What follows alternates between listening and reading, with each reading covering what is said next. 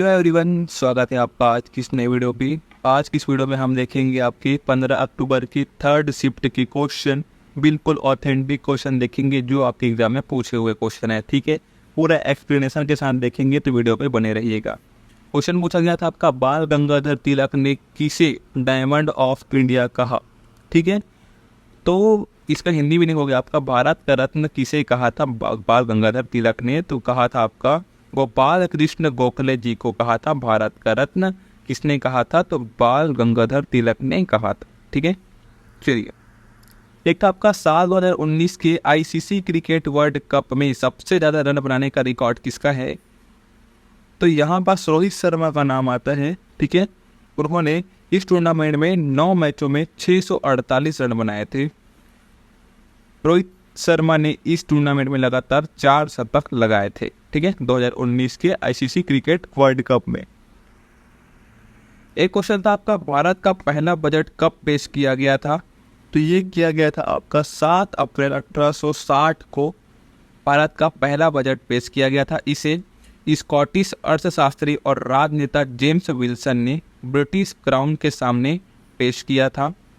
James Wilson east India company के राजनेता थे और द इकोनॉमिस्ट के संस्थापक भी थे। ठीक है, तो 7 अप्रैल 1860 को पेश किया गया था भारत का पहला बजट। एक क्वेश्चन था आपका, हर्षवर्धन को किस शासक ने हराया था? तो देखिए, हर्षवर्धन को चालुक्य वंश के राजा पुलकेशिन द्वितीय ने हराया था। इसने राजा पुलकेशिन द्वितीय ने हराया था।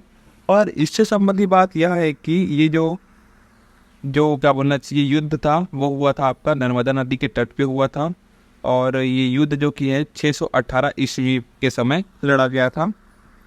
इस युद्ध में पुलकेशिन द्वितीय की जीत हुई थी, है ना। हर्षवर्धन को भारत के दक्षिणी प्रायद्वीप में अपने साम्राज्य का विस्तार करने के अभियान के दौरान इस युद्ध में हार का सामना करना पड़ा था।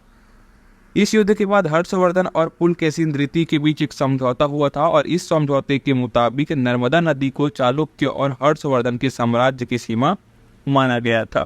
ठीक है, चलिए एक क्वेश्चन था आपका, WPL का पहला संस्करण कहाँ खेला गया था, है ना। महिला प्रीमियर लीग जो कि है वो खेला गया था आपका, पहला जो खेला गया था ना वो खेला गया था आपका मुंबई और नवी मुंबई में खेला गया था।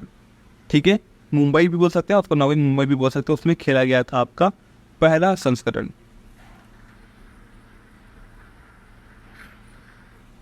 उदित नारायण किस से संबंधित है? ठीक है, एक क्वेश्चन था आपका, उदित नारायण जो कि है किससे संबंधित है करके। तो इसका जो कि संबंध था वो था आपका भारतीय पार्श्व गायक थे। कौन? उदित नारायण। ठीक है, वे कई भाषा के गाना गा चुके थे और उन्हें कई पुरस्कार से सम्मानित किया गया था। देखिए, उदित नारायण का जो जन्म है वो 1 दिसंबर 1955 को बिहार के सुपौल जिले में के बयास गोठ गांव में हुआ था। ठीक है, तो यहाँ पर 2 चीज़ें देखने को मिलती है कि उदित नारायण का जन्म 1 दिसंबर 1955 में और वो जो कि थे पार्श्व गायक से संबंधित थे। ठीक है, एक आपका कुथु नृत्य किस राज्य से संबंधित है? तो ये हो जाएगा आपका केरल से संबंधित है। आपका कुथु नृत्य एक पारंपरिक प्रदर्शन कला के रूप में है केरल में ये, और यह एकल कथात्मक प्रदर्शन है जिसमें माइंग और हास्य का मिश्रण होता है। कुथु प्रदर्शन केरल के मंदिरों में स्थित कुथम्बलम, है ना, कुथम्बलम नामक की थिएटरों में आयोजित किए जाते हैं। ठीक है, तो ध्यान रखने वाली बात क्या है कि कुथु नृत्य जो कि है केरल से संबंधित है। चलिए एक क्वेश्चन था आपका, सुंदरम पिल्लई। ठीक है, मीनाक्षी सुंदरम पिल्लई जो कि किस नृत्य से संबंधित है? तो ये जो कि है भरतनाट्यम नृत्य से संबंधित है। कौन? सुंदरम पिल्लई जो कि है ना।